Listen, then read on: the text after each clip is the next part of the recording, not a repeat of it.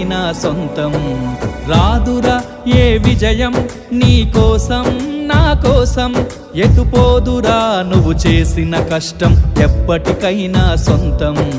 కాలంతో పయనించేవాడికి కానిది ఏముంది, సాధనతోనే సాధ్యమవ్వునని సదాశయంతో సాగర ముందుకు. రాదురా ఏ విజయం నీ కోసం నా కోసం, ఎటుపోదురా నువ్వు చేసిన కష్టం ఎప్పటికైనా సొంతం.